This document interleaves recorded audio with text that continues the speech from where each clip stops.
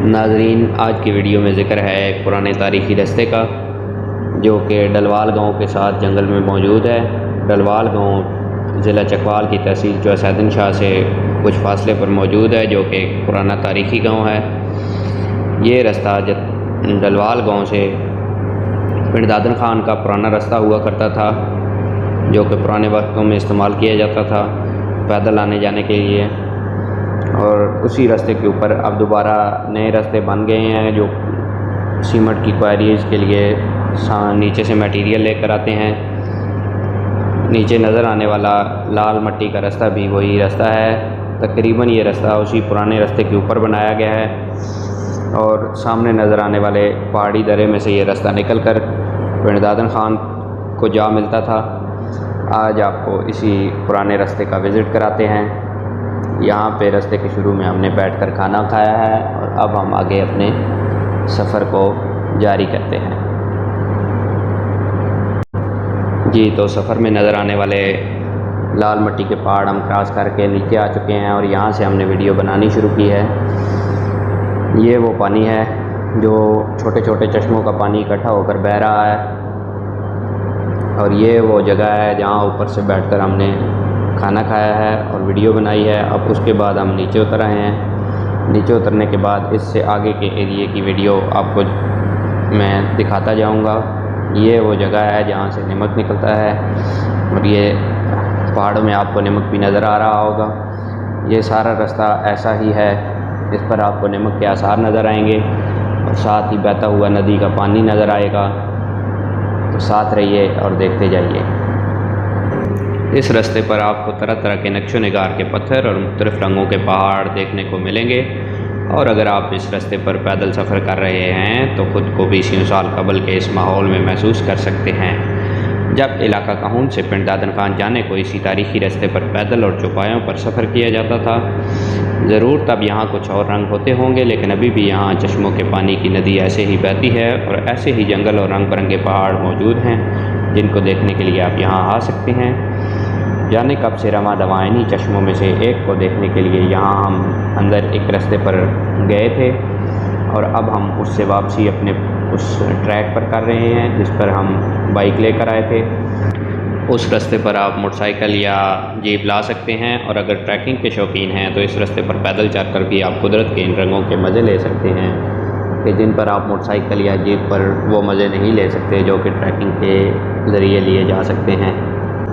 अगर आप इस रास्ते पर ट्रैकिंग करना चाहते हैं तो आप अपने हाइकिंग के गैजेट्स का इस्तेमाल लाजमी करें और सबसे बढ़कर आप अपने साथ पानी लाजिम रखें, क्योंकि ये पानी पहाड़ों में मौजूद नमक अपने अंदर हल कर लेने की वजह से कड़वा हो चुका होता है, जो कि पीने के काबिल नहीं रहता। इसलिए पानी अपना लाजिम साथ लाएं। इसके अलावा अगर मोटरसाइकिल या जीप पर सफ़र करना हो तो आपको अपनी इस सवारी का माहिर ज़रूर होना चाहिए, ख़ासकर ऑफ रोड ट्रैक के लिए, क्योंकि ये एक अच्छा खासा आजमाइशी ट्रैक है। ख्याल रहे कि अपनी सवारी के साथ किसी किस्म का मसला हो जाने या पंचर हो जाने की सूरत में आपके पास मुरम्मत का सामान होना लाजिम है, ताकि किसी परेशानी से बचा जा सके। और इसके लिए मेरा मशवरा है कि आप अकेले आने के बजाय ग्रुप की सूरत में आएँ, ताकि एक दूसरे की मदद करते हुए आसानी के साथ सफ़र को यादगार बना सकें। साल्ट रेंज के इन पहाड़ों में और भी ऐसे कई आजमाइशी ट्रैक मौजूद हैं, जिनमें कुछ पर आप बाइक लेकर जा सकते हैं और कुछ पर पैदल चलकर इन तारीख़ी रास्तों की यादों से मज़े ले सकते हैं और पहाड़ों में फैले कुदरत के रंगों से महजूज हो सकते हैं। इस दौरान ख्याल रहे कि आप इन रास्तों की कुदरती खूबसूरती को नुकसान ना पहुँचाएँ और ना ही यहाँ के जंगली हयात को तंग करें, और सबसे बढ़कर सफाई का ख़ास ख्याल रखें, क्योंकि इन मकामात की खूबसूरती इनकी सफाई से ही है, ताकि हम आने वाली नस्लों को भी ये मकामात ऐसी ही अपनी मुकम्मल खूबसूरती के साथ देकर जाएं और बाद में आने वालों के लिए भी ये जगहें ऐसी ही खूबसूरत और खुशगवार नज़र आती रहें। ये अब हम पहुंच चुके हैं अपने असल रास्ते पर, जिस पर कि हमने अपना सफ़र शुरू किया था और दरमियान में हम अपना रास्ता तब्दील करके एक और चश्मे को देखने के लिए निकल खड़े हुए थे। अब जिस रास्ते पर हम पहुँचे हैं इस पर नदी के पानी को क्रॉस करना पड़ता है, जिसमें से आपको मुतअद्दिद बार दाएं बाएं गुज़र कर नदी के इर्द गिर्द नदी के दाएं बाएं चलते इन रास्तों पर सफ़र करना होता है। और इस सारे ट्रैक की तकरीबन यही सूरत हाल है।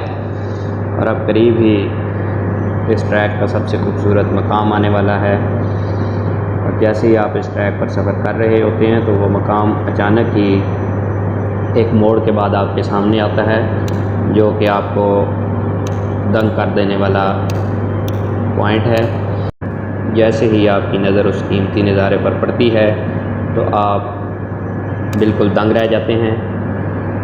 और अगर आप नज़र आने वाले इस नज़ारे को समझ रहे हैं कि ये वो नज़ारा है तो माज़रत, ये वो नज़ारा नहीं है। गो कि ये भी बहुत खूबसूरत नज़ारा है, लेकिन जिस नज़ारे का मैं ज़िक्र कर रहा हूँ वो इस मोड़ से कुछ आगे अचानक से हमारे सामने आएगा और उम्मीद है कि देखने वाले इसको दंग रह जाएंगे, देखते ही रह जाएंगे। तो लीजिए जनाब, ये रहा वो खूबसूरत नज़ारा जो कि इस ट्रैक का मेरा सबसे पसंदीदा पॉइंट है।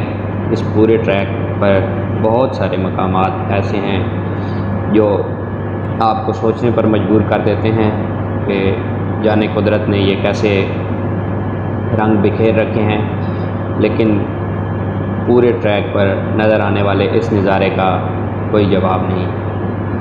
और पूरी साल्ट रेंज में बहुत सारे मकामात मैंने देखे हैं, लेकिन ऐसा नज़ारा किसी और मकाम पर मुझे नज़र नहीं आया जैसा कि यहाँ पर है। लीजिए जनाब, उन खूबसूरत नज़ारों के बाद एक और खूबसूरत नज़ारा, जहाँ से शफाफ बहते पानी में से मोटरसाइकिल क्रॉस करना होता है। और इसका भी अपना ही एक मज़ा है। ऐसे पानी में से बहुत दफ़ा यहाँ से क्रॉस करना पड़ता है। तो अब हम बड़े पहाड़ों को क्रॉस करके साल्ट रेंज के आखिरी हिस्से के छोटे पहाड़ों के पास पहुँच चुके हैं। और यहाँ पर ये महकमा माइंस वालों की कुछ तामीरात नज़र आ रही हैं, जिनके ज़रिए इस इलाके की नमक की माइंस को कंट्रोल किया जाता है और यहाँ से नमक निकाल कर नीचे पिंड दादन खान के रास्ते को गुज़रता है। आगे जाकर इसी के ऊपर एक कांटा भी लगा हुआ है जहाँ पर उसका वज़न किया जाता है। और वहाँ पे कुछ दफातर हैं जो इस निज़ाम को कंट्रोल करते हैं। पहाड़ों का ये आखिरी हिस्सा है जहाँ से अब हम गुज़र रहे हैं। और इसके बाद जब इन पहाड़ों से बाहर निकल जाएं तो फिर यही कच्चा रास्ता डोगजंदर के चंद घरों के पास से होता हुआ भीलवाल गांव में पहुंचकर लेला से पिंड दादन खान जाने वाली सड़क को जा मिलता है। अगर आप पैदल सफ़र कर रहे हैं या बाइक पर वापसी करना चाहते हैं तो आप यहीं से पहाड़ों के आखिर में बने मकड़ाच माइंस के इस डिजिटल वे ब्रिज से वापसी की राह लें। और अगर आप बाइक या जीप पर हैं और कदरे आसान रास्ते से वापसी के ख्वाह हैं तो यहाँ से 3 मुख्तलिफ़ रूट आपके मुंतज़िर हैं। अगर आपको गाड़ी पर वापसी निकलना है तो आप सीधा लेला इंटरचेंज से वापसी जा सकते हैं या फिर पिंड दादन खान की जानिब निकल सकते हैं और वहाँ से अपने सफ़र का आगाज़ कर सकते हैं। और अगर आपको वापस साल्ट रेंज से ऊपर वादी कहून की जानिब ही जाना है तो यहाँ से आप टोबा और टोबा से करोली का रुख करेंगे। पहाड़ी में बनी नई सड़क से होते हुए आप इसके भी नज़ारे लेते हुए जाएंगे और वहाँ आपको बहुत सारे खूबसूरत मनाज़िर देखने को मिलेंगे। और वहाँ से आप करोली चौक पहुँच जाएंगे जहाँ पर आपके सफ़र का इख्तिताम होगा। Good bye.